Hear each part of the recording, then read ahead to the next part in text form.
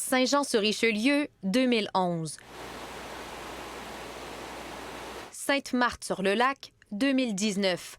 Les inondations sont de plus en plus courantes et dévastatrices. Encore ce dimanche, la pluie diluvienne a endommagé des milliers de résidences et de routes dans le Grand Montréal.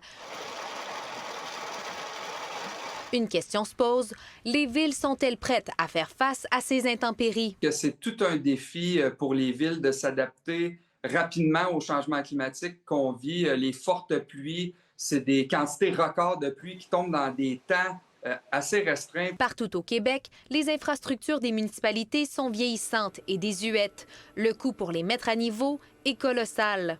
Il y a une désuétude dans certaines infrastructures. Ajoutons à cela l'impact des changements climatiques et des fortes pluies. On a un cocktail financier et météorologique là, qui met beaucoup de pression sur les villes. Puis, ultimement, chez les citoyens, ça fait plusieurs années que la FQM talonne le gouvernement du Québec pour que les transferts soient augmentés. Il y a même de l'argent qui dort à Ottawa. Sherbrooke, mai 2025. Des citoyens de la rue Rodrigue sont inondés pour la 3e fois en un an.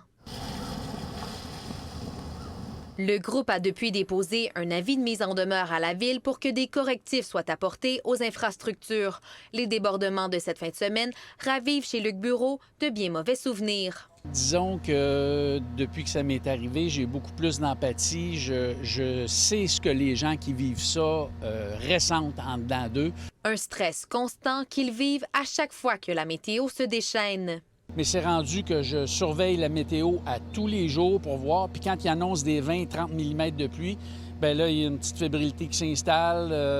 Les équipements, bon, ma pompe supplémentaire est prête à être installée s'il y a lieu. Selon l'Institut climatique du Canada, les inondations coûteront cher aux citoyens et au gouvernement dans les prochaines années. Les dommages aux maisons et autres bâtiments s'élèveront jusqu'à 14 milliards de dollars par année d'ici la fin du siècle. Amélie Paquette, TVA Nouvelles, Sherbrooke.